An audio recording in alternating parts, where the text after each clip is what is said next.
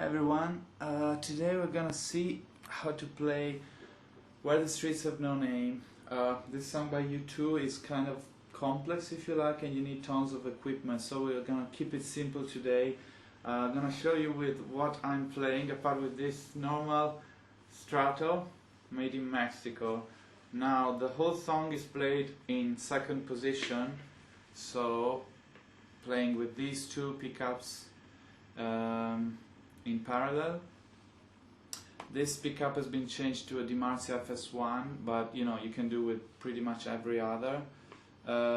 Tones are somehow closed a bit, so I'm 7, so I'm slightly closing the tones.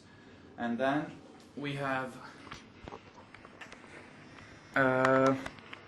very basic DD20 for delay set at 344 milliseconds, and Boss Super Overdrive SD1 with minimum drive, let me show you, and tone pretty much halfway, but very the overdrive is really bottom down, like no drive at all. It's just used to pump a bit the sound, and I'm using my trusty Laney LC15, which is still a valve based 15 watts, so provides a bit of power.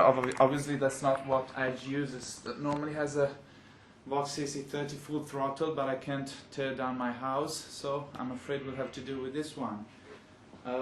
So the sound is kind of typical. On the DD20 I put a bit more than 2 repeats, so the first 1, 2 are quite high in volume, and then it decreases. Especially the first repeat is quite high, it gives the rhythm.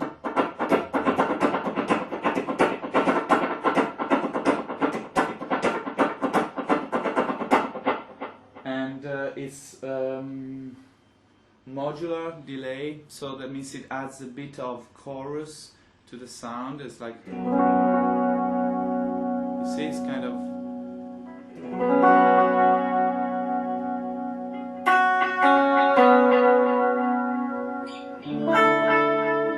of the sound and of the way Edge does his songs. It's like adding modular delay to get this kind of smooth and sweet delay sound. Like,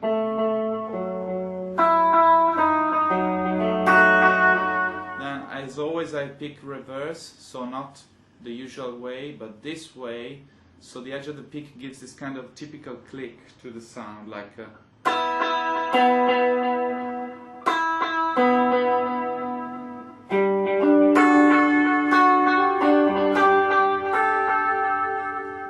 Okay, so the first riff, as you probably already know, it's in 10th position, done so E string on the 10th floor, B string on the 10th floor, and G string on the 11th, and then you got the D string open.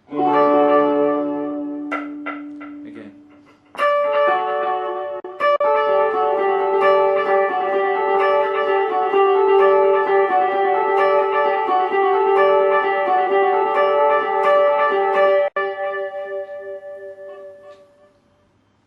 Sorry, the guitar was slightly out of tune, so there it comes again. So again, the first riff, let me zoom a bit so you can see better, is on the 10th position, and it's quite easy, you just have to follow the delay. So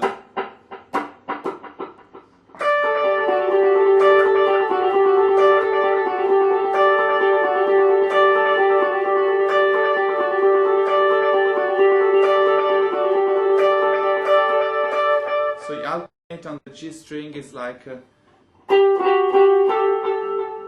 these first 2 notes remain the same, so D and A on the first and second string, and on the G string you alternate between these two, that's a G and an F sharp.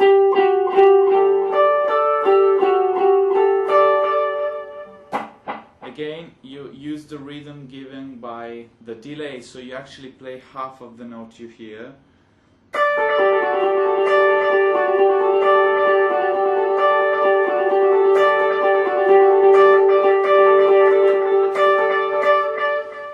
after playing this figure for a bit, Edge starts strumming and goes into the main rhythm part of the song.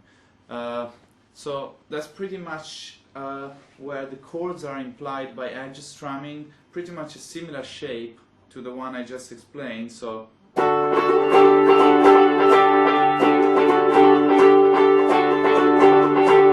and the chords are implied by the bass player, who changes over, you know,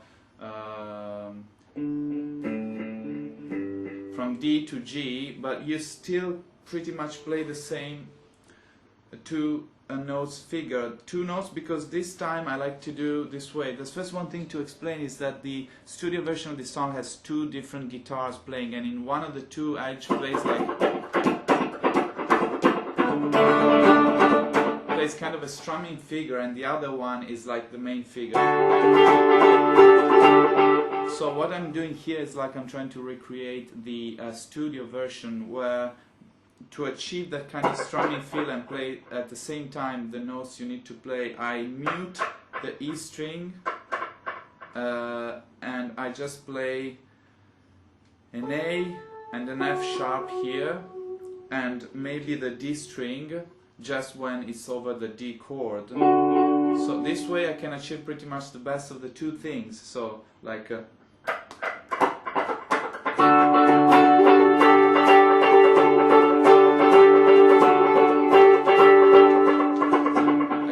hear it, but by muting the E string and still strumming quite hard, you achieve a good sense of rhythm, and with the index and middle finger I imply the chords. So you need to be in a band, because otherwise, you know, playing it by yourself, it's not very easy to give the sense of the chords that are changing. So